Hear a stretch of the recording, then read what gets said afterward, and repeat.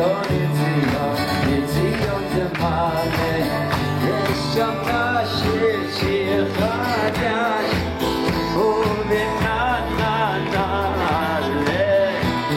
hi everybody. Once again, we are broadcasting remotely from Or Sameach Yeshiva. Rabbi Poston again was kind enough to come to me, and we hope, B'ezrat Hashem, who knows, that we will be able to resume live in-person shiurim very, very soon. And I know that all of us are praying for a refuah for Klal Yisrael and for the whole world, that this machla should be taken care of in a good way. Last week we did not have a class, as you know, because it was Yom Ha'atzmaut, and I hope that you celebrated that momentous day as well, even though obviously it was more isolated than was usually the case.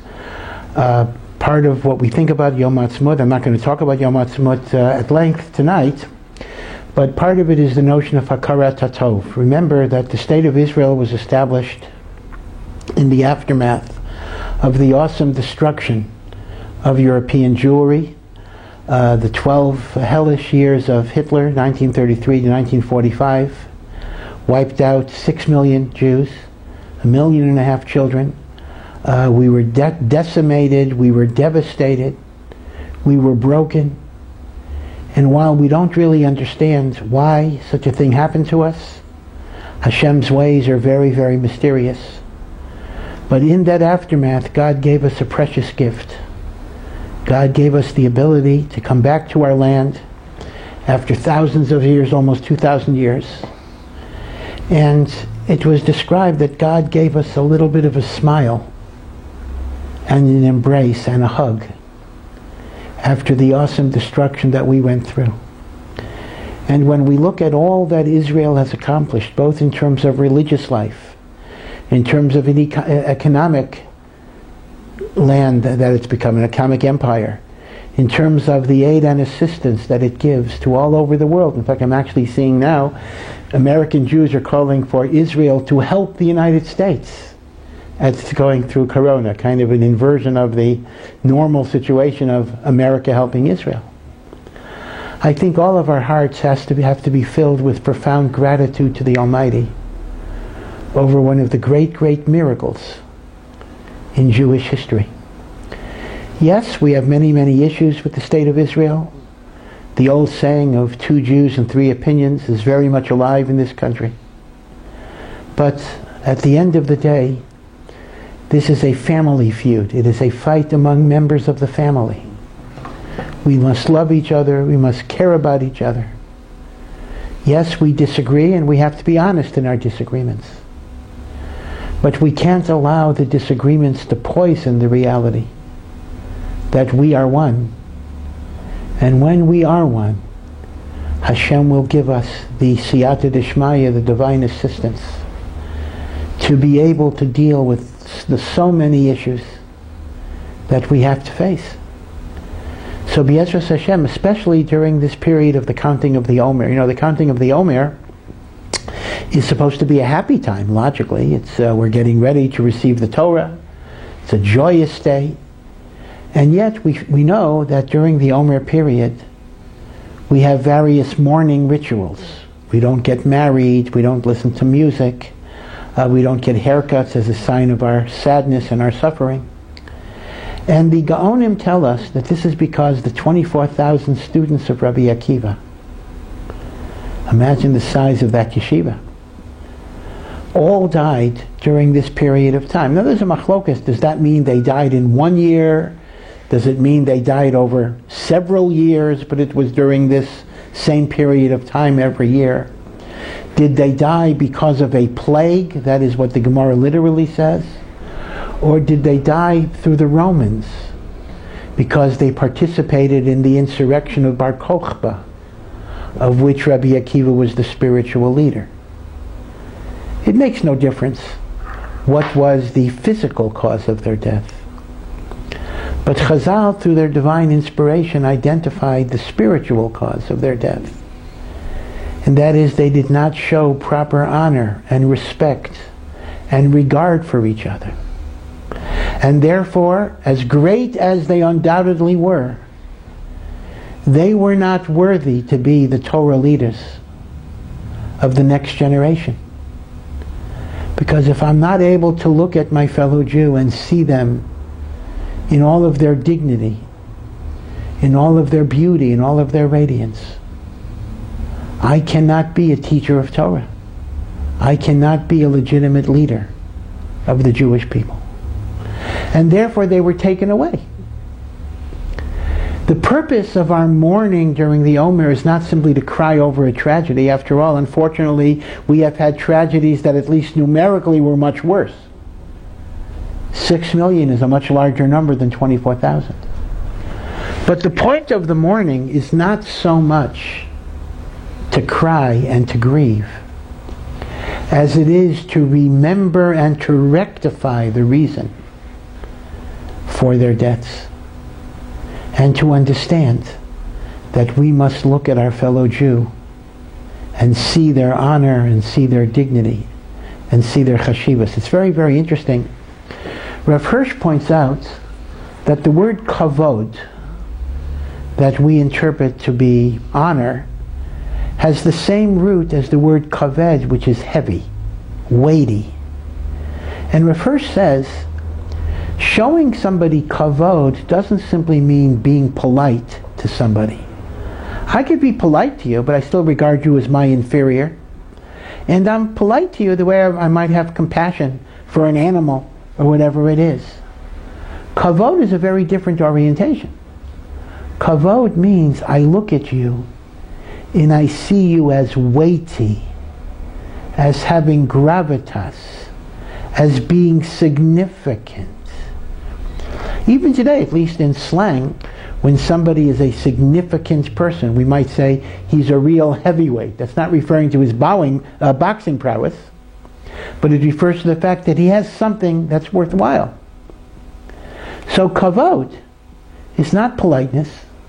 It is not the noblesse oblige that you have towards your inferior, but it is the genuine sense of looking at a person and seeing their dignity and seeing their importance. And even when you disagree with them, you can respect the vantage point from which the person is coming.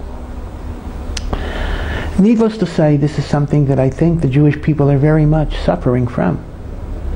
We have differences of opinion, and that is good, and that is right. As any page of Gemara, open up any daf of Shas, and you will have machlokes, disagreements among the Tanoim of the Mishnah, and disagreements among the Amoraim of the Gemara, and disagreements among the Rishonim, Rashi and Tosfos, and the Rashba and the Ramban and the Rambam, and disagreements among the Achronim, Rabbi Akiva Eiger and the Ketzos HaChoshen and the Nesivos HaMishpat.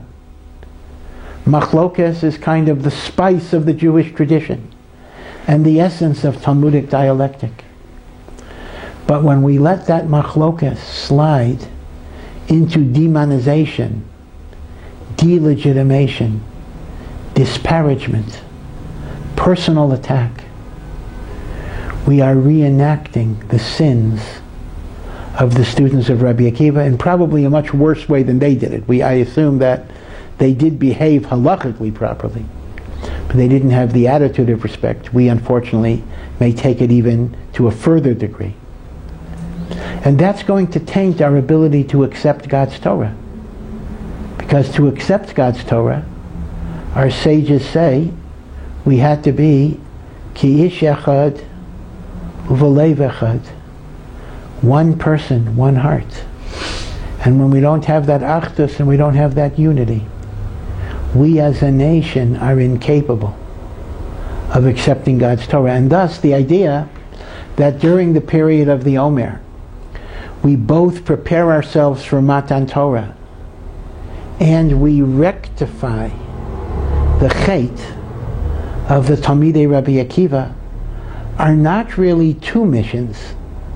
They are one central avoda which has both of these elements. They are literally two sides of the same coin.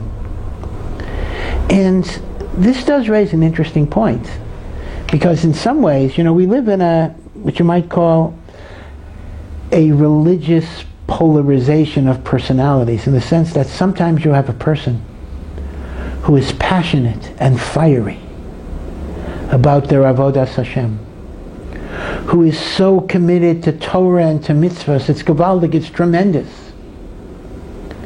And yet, we often find that somehow the more fiery and passionate a person becomes in an avodat Hashem, the less tolerant and respectful they are towards those people who are not living at those same standards. In fact, it's almost inevitable. As I grow in my religiosity and my fervor to serve God, I will become less accepting of other types of people. And then conversely, we have what you might call big tent Jews, Jews who welcome everybody. I'm okay, you're okay. I love all Jews. I love all humanity. Standing alone, that's a wonderful thing. But you often find that that type of big tent, Ahavat Yisrael, lacks commitment. It lacks direction. If everything is okay, if I stand for everything, then I stand for nothing.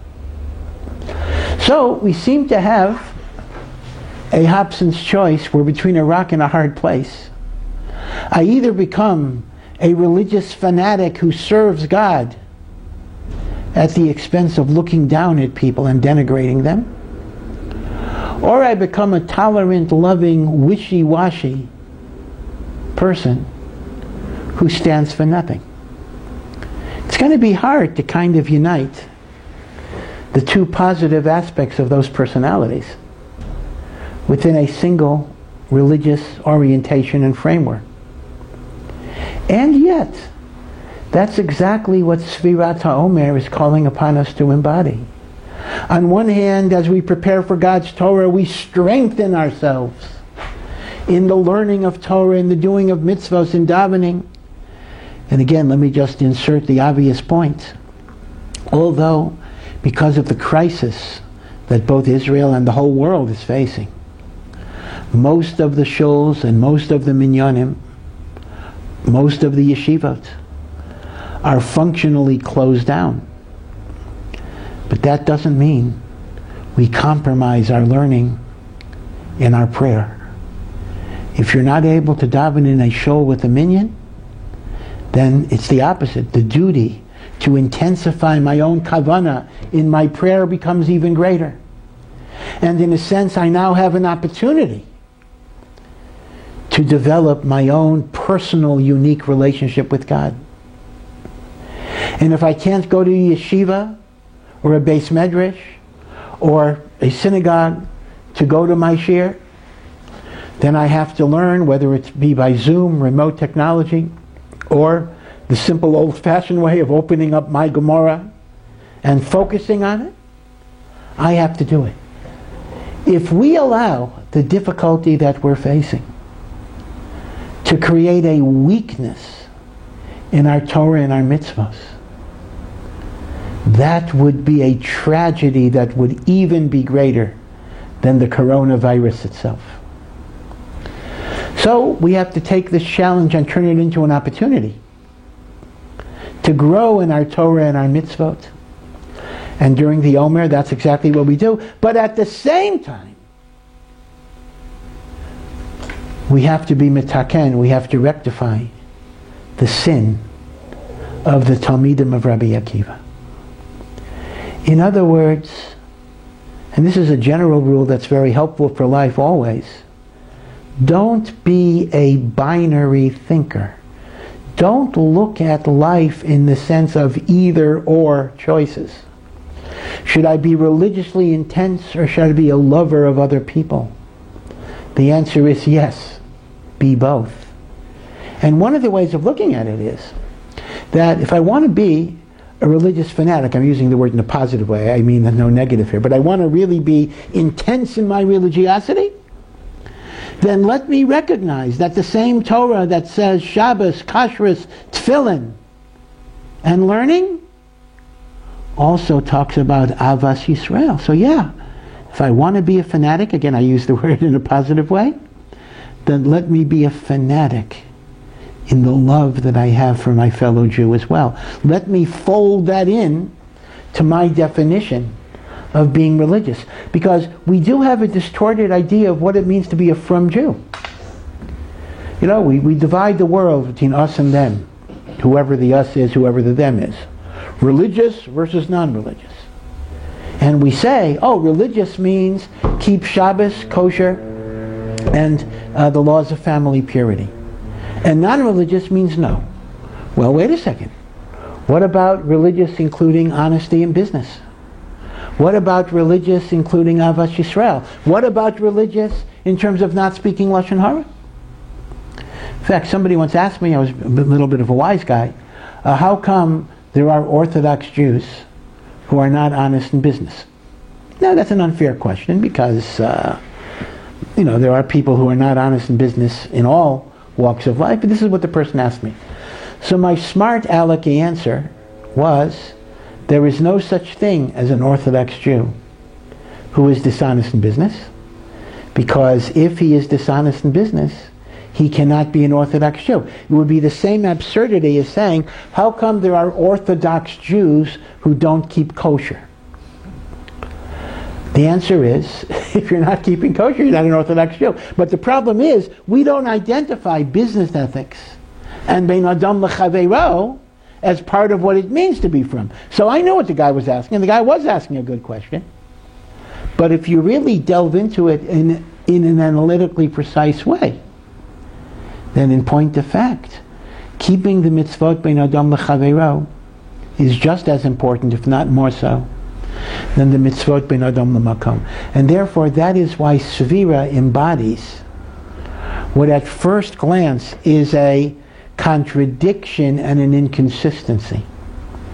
But in fact, it involves two roads that converge.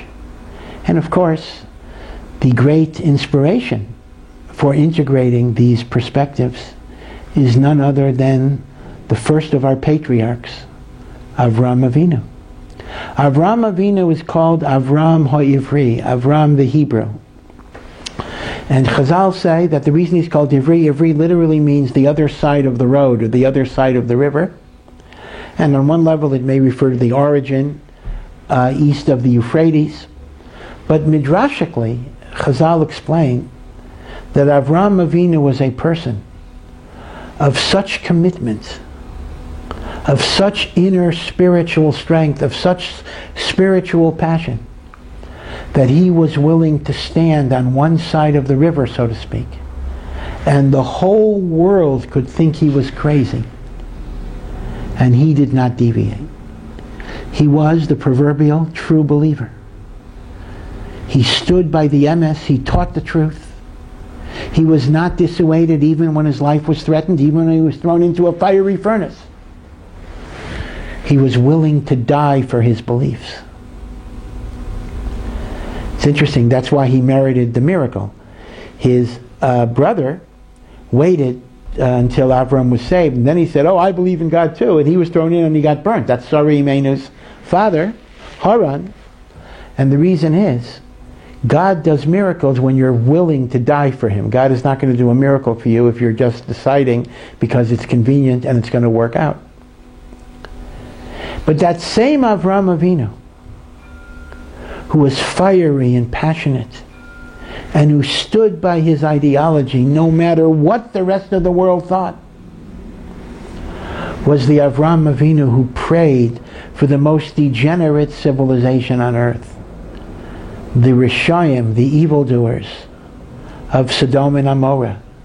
And he argued with God, and he pleaded with God, when he didn't even do so for his own son, when God said, take Yitzchak and sacrifice him as a korban.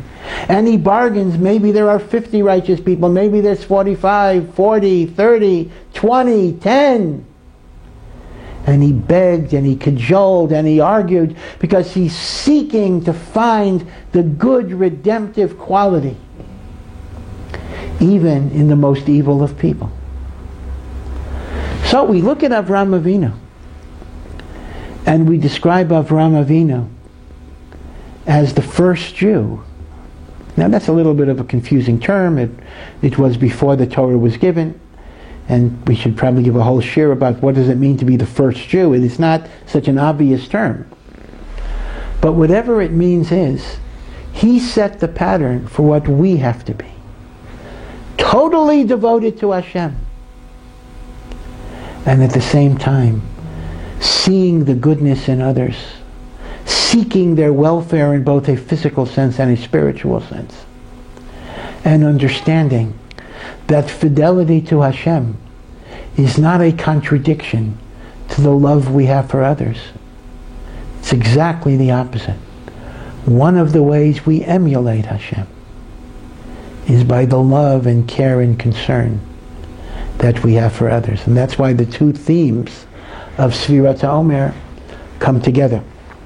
I remember many years ago, when I lived in Chutz La'aretz, I was giving a shiur in Columbia, Maryland, which at that time, now it does have an Orthodox Chabad community, but at that time there was no Orthodox synagogue, there were really no Orthodox people.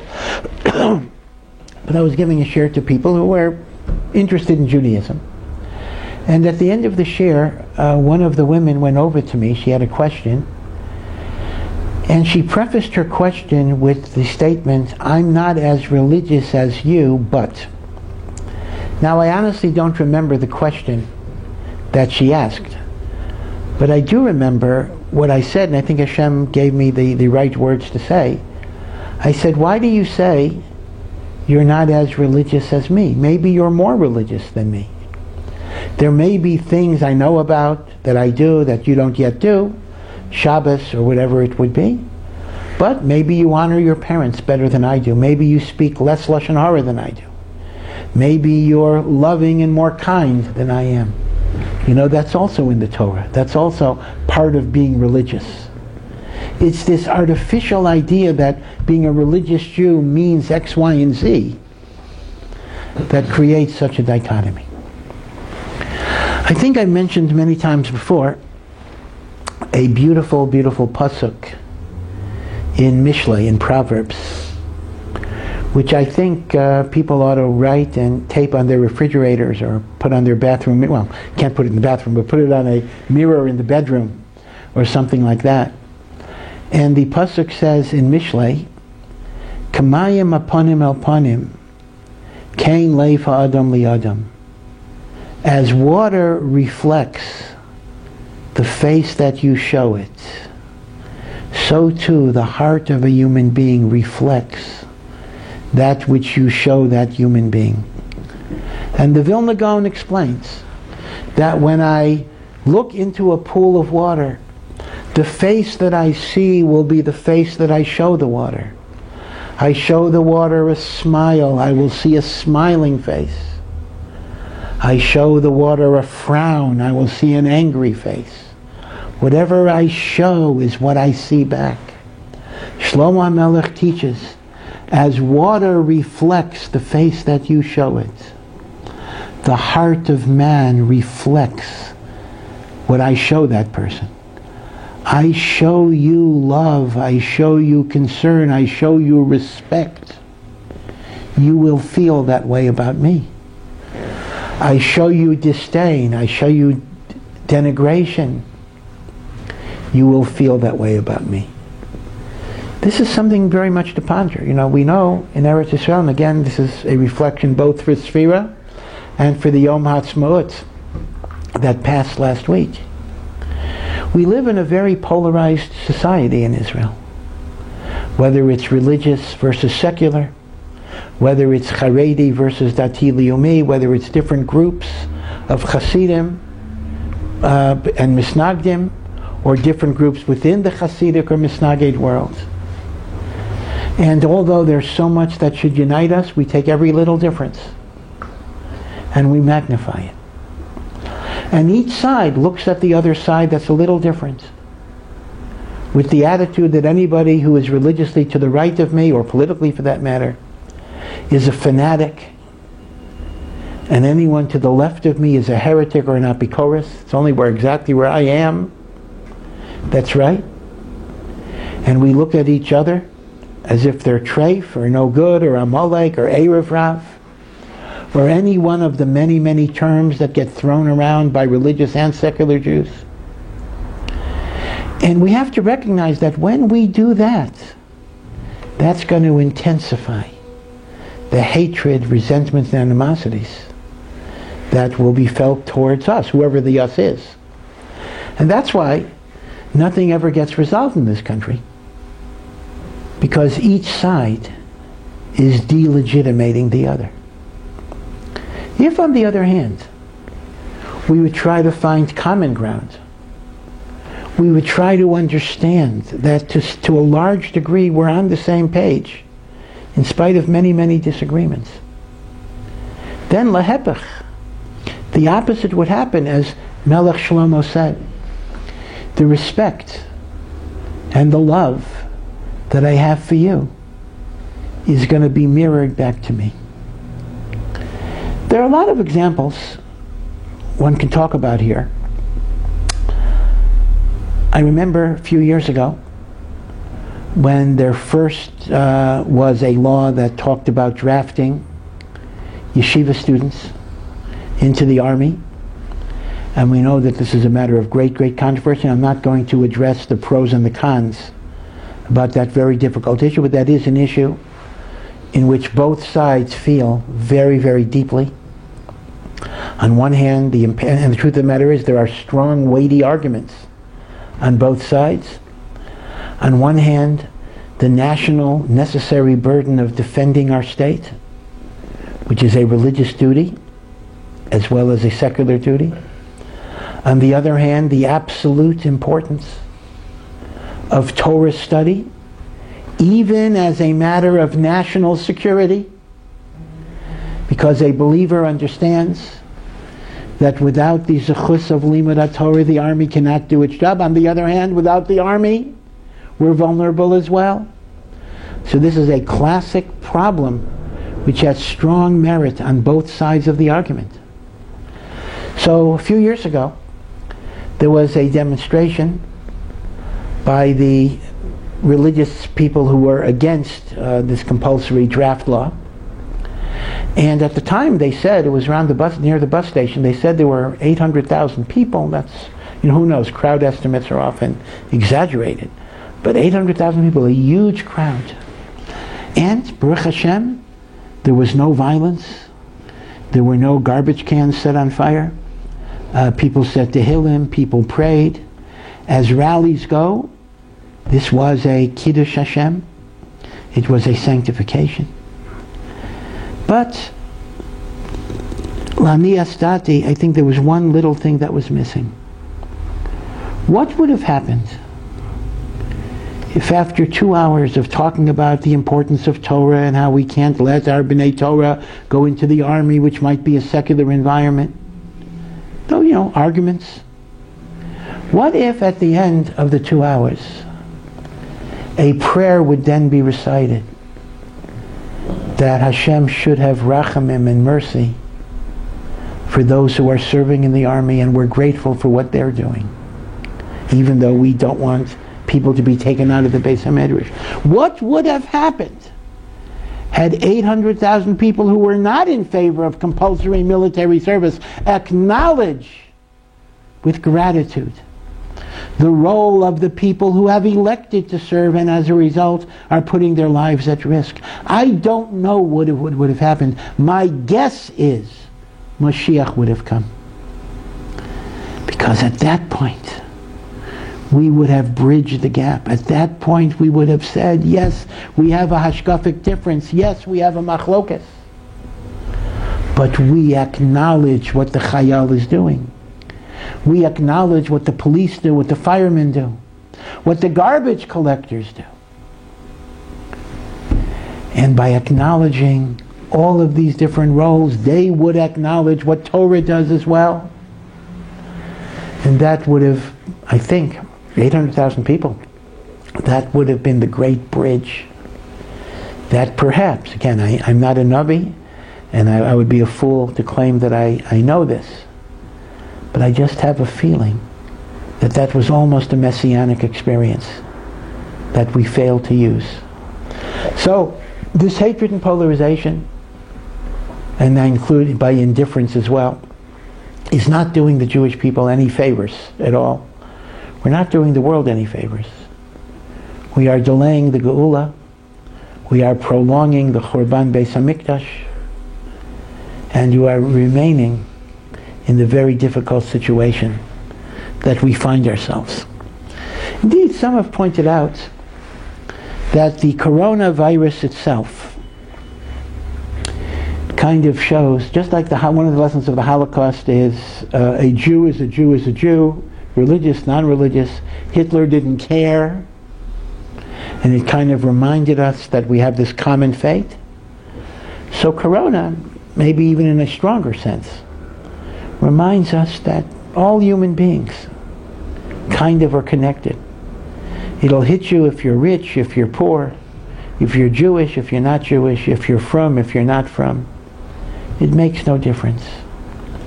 And an awareness of our common humanity can actually be a blessing in disguise. So in every dark cloud, as the saying goes, there are going to be silver linings.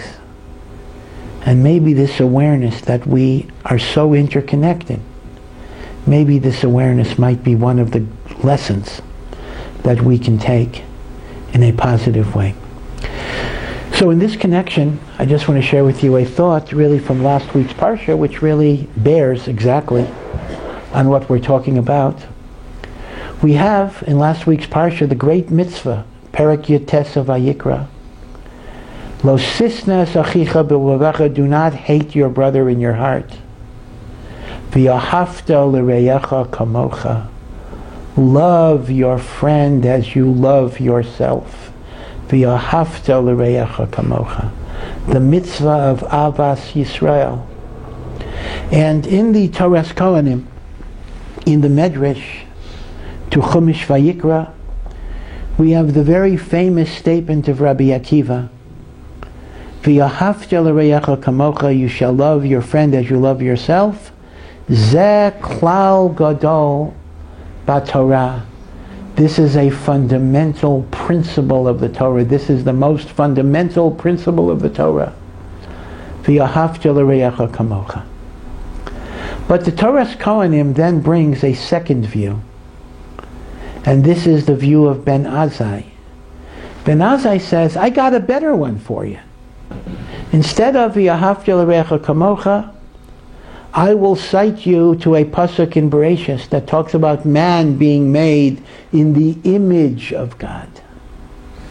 And that is something that's even more important.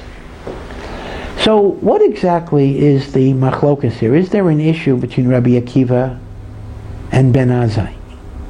So the Malbim offers a very beautiful interpretation. Let's start with Ben Azai. Both Rabbi Akiva and Ben Azai are focusing on the imperative of loving another human being, loving another Jew. But the question is, how do you get there?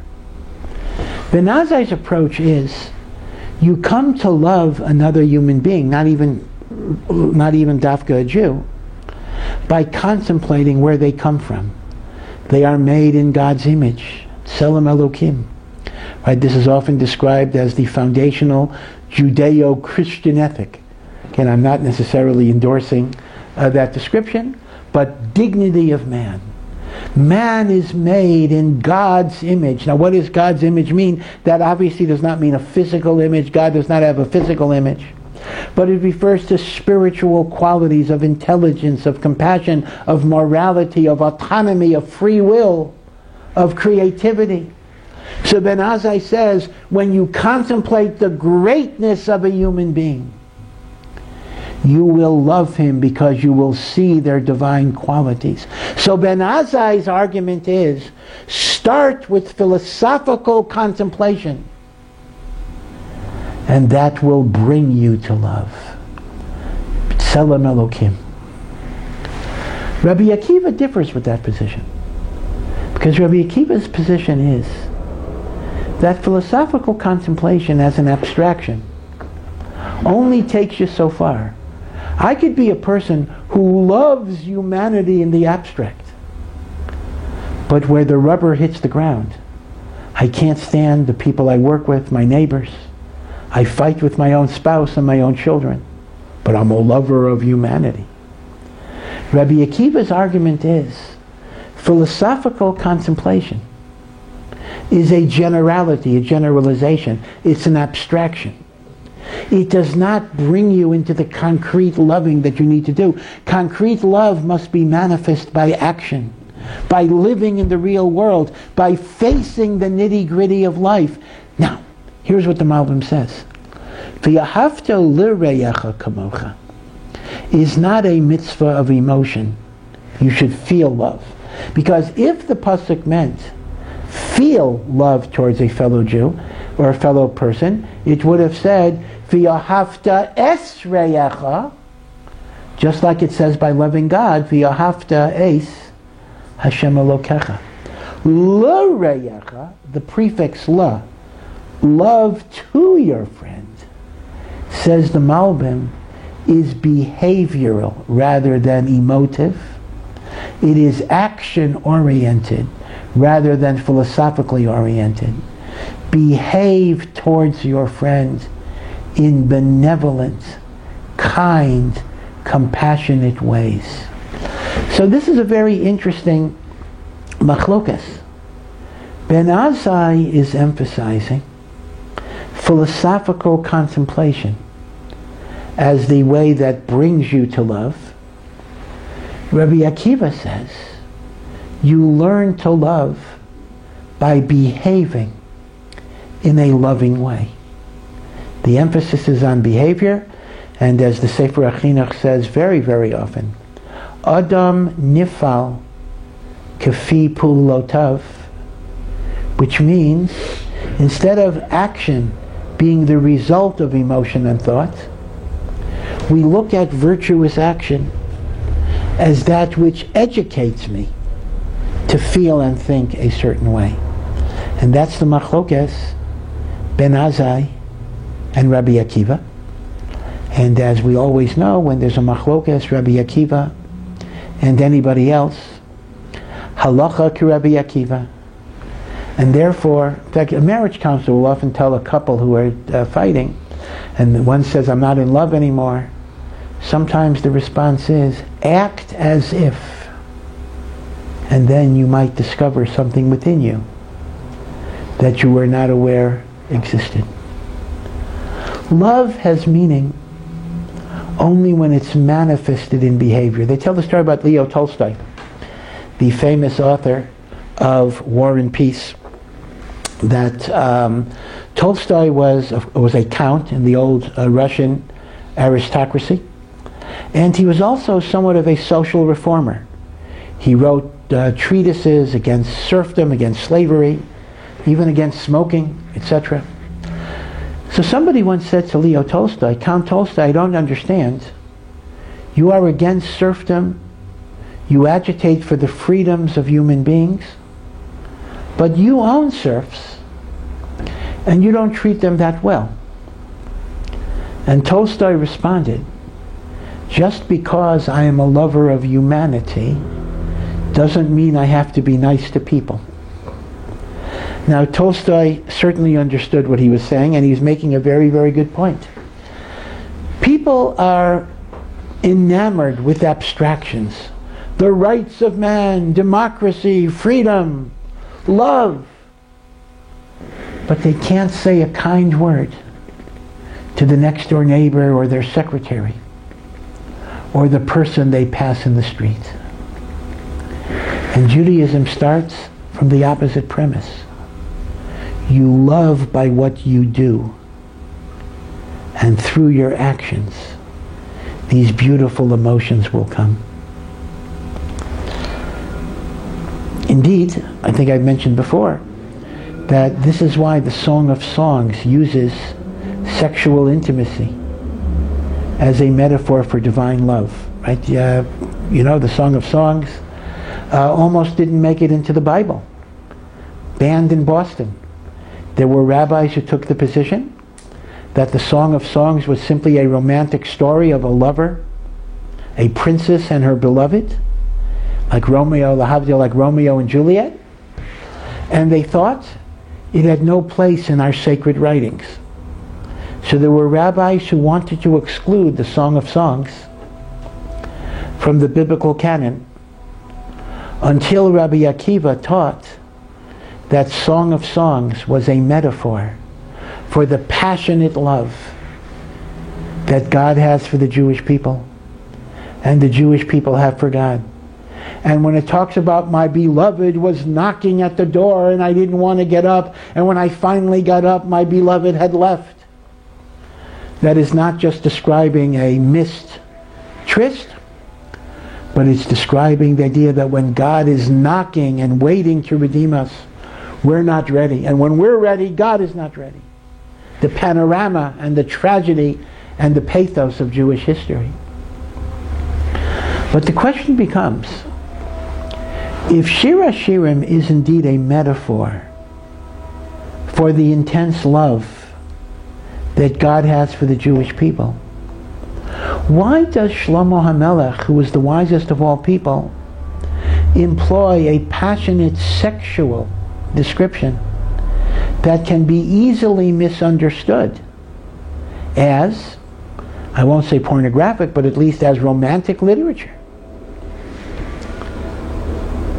In fact, there's an old accusation against ArtScroll that ArtScroll doesn't even translate the Song of Songs literally. So when it says, my lover covers me with passionate kisses, ArtScroll will say something like, God took us out of Mitzrayim and did 10 plagues. Now that's an unfair accusation, because although that is indeed how they translate it, but in the commentary they also give you a literal translation. So you can get the literal from the commentary as well. But ArtScroll says we're not going to put the literal in the translation because it's too prone to be misunderstood. Well, Shlomo HaMelech was wise. That's the way he wrote it. Why didn't he write it the way ArtScroll translated it? And in truth, in the ArtScroll Shir HaShirim, there is an answer to that in a letter written by Rav Gifter in Hebrew that was not translated, but there actually is an answer. And Rav Gifter says, Shir HaShirim is a mashal. It is a parable. But unless you understand the parable, you cannot get the ultimate message. Shir HaShirim is about loving God. But you don't love God by abstract contemplation. You love God by the love you show to His children. If you're not capable of intimacy, if you're not capable of relationship, if you're not capable of connection, if you're unable to transcend your egotism and your selfishness, you will not connect to God. And therefore, Shir HaShirim is reminding us that not just love of man, which is Rabbi Akiva's teaching, but even love of God is predicated on the actions that we take in the here and now. And that's the machlokas. Now, I don't want to be too speculative here, but I want to tell you something about Ben Azai. Ben Azai was one of the greatest rabbis of the Talmud. And it's interesting that when the Talmud discusses the mitzvah of getting married, Ben Azai actually said he couldn't get married because nafsho chashka b'Torah, his soul so much desired to learn Torah that he felt he couldn't give that up and form a human relationship. In fact, when I was in yeshiva, we used to call the older bachelors in yeshiva members of the Ben Azai Club. They weren't getting married because nafsham chashka b'Torah, their soul was so desirous. This is what the Gemara in Yevamos says. But Tosfos brings a view, I think, from the Yerushalmi, that Ben Azai in fact did get married for a short time. He married Rabbi Akiva's daughter, and they got divorced. Now, we're not given the story of why they got divorced, but I'm going to offer something that's absolutely a speculation. It is nothing more than a guess. But I think it's very interesting. Imagine you're a Ben Azai personality. All you want to do is study Torah. You don't want to be involved in domestic life. You don't want to be involved that much in raising kids. But you got a mitzvah to get married. So you look for a wife who's not going to make any demands. Let's remember the story of Rabbi Akiva. Rabbi Akiva had a wife who came from the richest family of Jerusalem, and she married an ignorant shepherd. But she so much encouraged him to learn Torah that she sent him away for 24 years to learn Torah, till he became the great, great, great Rabbi Akiva. And when he came back, and she was living in poverty because her father disinherited her, and she came in rags to greet her husband. And all the students, the 24,000 students who eventually died, but all of the students pushed her away. They thought she was a crazy woman. And Rabbi Akiva uttered the immortal words, Shali v'shalachem, all that I have done and all that you have, Shalah, is all hers.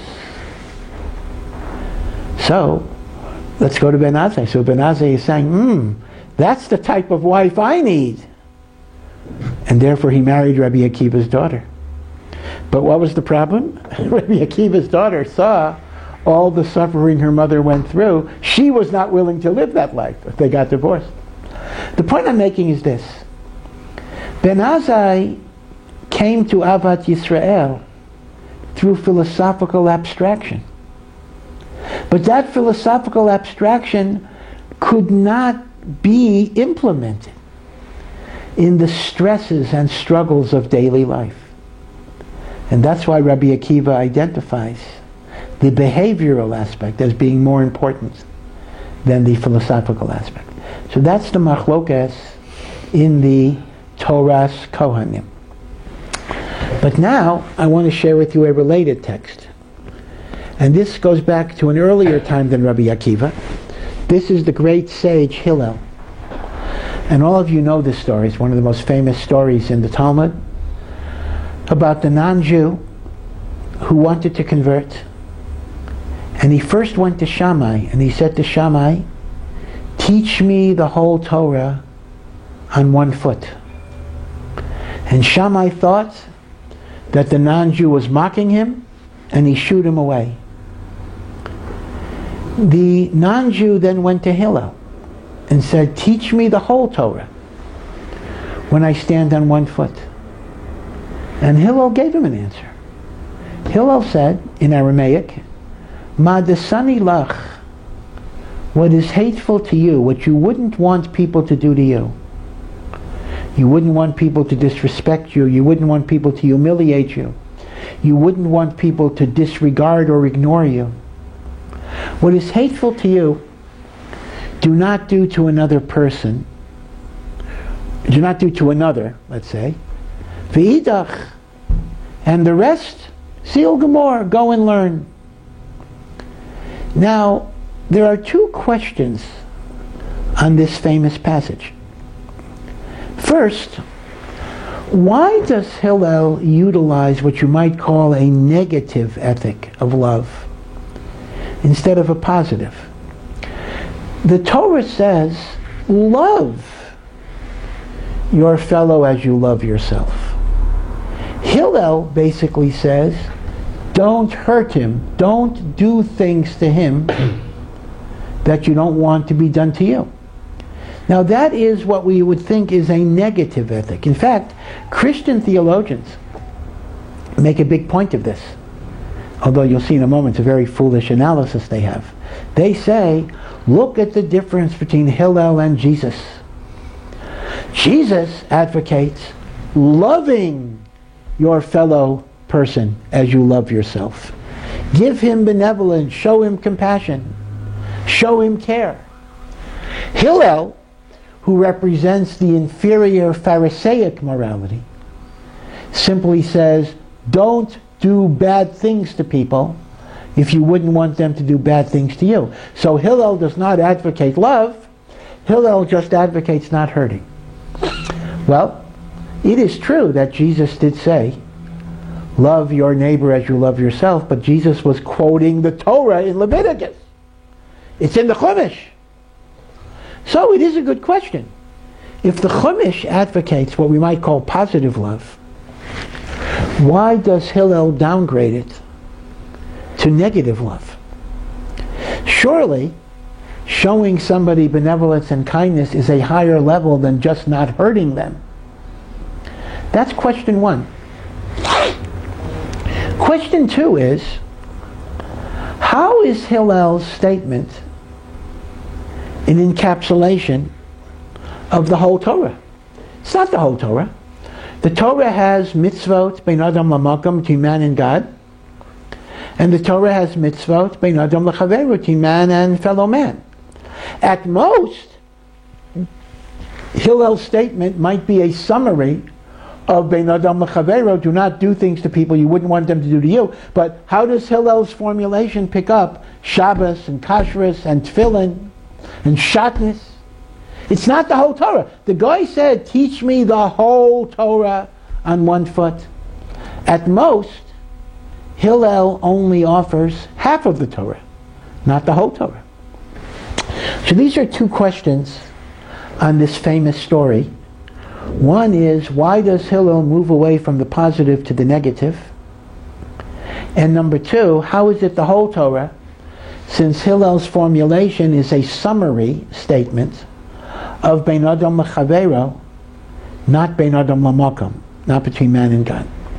So let's take each of these questions. On the first question, there's a very, very famous hesber, explanation, that is offered by Rabbi Yisrael Salanter, quite beautiful. You know, in the Hippocratic Oath, when doctors assume their responsibilities, so it is often said that the first rule of medical treatment is do no harm. That before you try to help a person, you have to be sure you're not harming them in the process. This very paradigm applies in the interpersonal relationships we have with others. Often, we look at people as objects upon which we can do our mitzvahs. Notches on my belt. How many people did I make from? How many people did I have as Shabbos guests? How many people did I bring to yeshiva? But we never take the time or the effort to really know them, to respect them, to legitimate them. There's kind of a condescending paternalism in how we look at them as objects so we can go to Olam Haba. So Hillel's lesson is quite profound. Before you start helping people, be sure that your help is not demeaning and degrading them, and you're not hurting them in the process. Get to know them. Get to understand them. Respect where they're coming from. Understand that they have an orientation that might also be worthy of respect. So Hillel is really giving us a very, very profound lesson. Don't start helping people till you're sure you're not going to be hurting them by the patronizing help that you think that you're offering. Chesed requires respect. Chesed requires a sense of reciprocity. When I learn with someone who is not yet a Shomer Shabbat, it is not simply I am there to teach them the truth. I am also there to receive the insight that they have to offer me. And only when there is that type of respect. Because after all, that's what Hillel is saying. Would I want someone to treat me like a nebuch, to treat me like a nobody? I wouldn't. Shouldn't treat other people that way as well. So that is why Hillel moves from the positive to the negative. Don't start loving people till you get to know who they are and the like. But we're then left with one more question, and that is, how is Hillel a statement of the whole Torah? Hillel only covers Bein Adam L'Chaveiro. So interestingly enough, the answer to this question can be found in Rashi himself. Rashi in the Gemara gives us a beautiful phenomenal answer to the question. What's Hillel's language again? Madasani lach. What is hateful to you, do not do to your friend. Chavrach. We assume Chavrach means my fellow human being. But Rashi says, you know who your friend can be? Your friend can be God himself. God is your friend.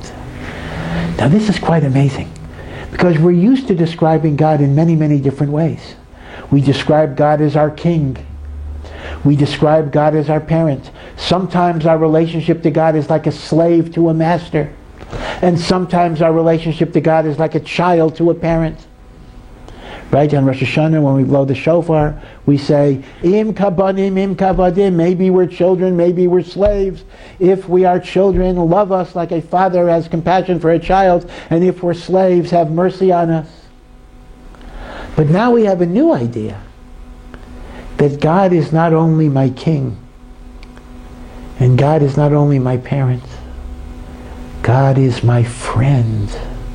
And Rashi quotes a pasuk in Mishlei, Reyecha v'reya avicha al tazov. Do not abandon your friend, who is the friend of your father and your grandfather all the way back. In times that I feel lonely, in times that I feel isolated, I'm scared, I'm frightened, I face so many unknown challenges in life. God is the friend that is with me to sustain me, to comfort me, to help me through this, to give me the strength to withstand the challenges of life. And that's a beautiful idea. So when Hillel says, you wouldn't want someone to hurt you, don't hurt your friend. The friend includes my fellow human being, and the friend includes HaKadosh Baruch Hu. In this time of comparative isolation, and hopefully it will be getting better very, very soon, but we're not out of the woods yet, a person has to know that God is always with them. That even if you're all alone, even if you don't even have the solace of being with a spouse, or being with your children. And so many people either don't have children, or even if they have children, their children are not able to be with them, even for Pesach, even for a Seder. Know that Hashem is your friend. He is with you. He gives you strength. He gives you comfort. He gives you love.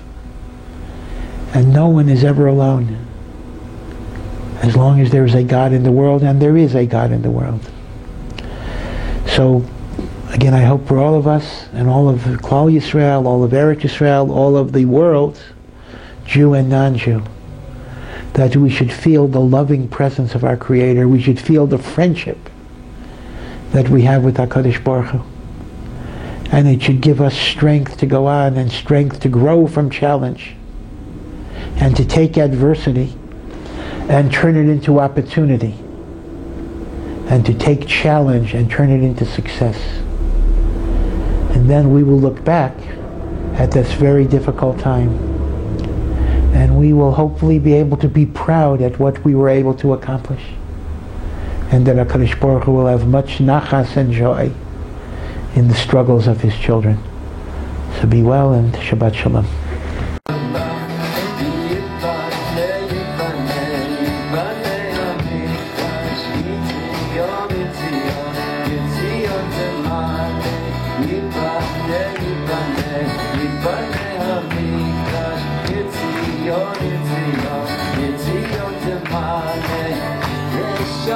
It's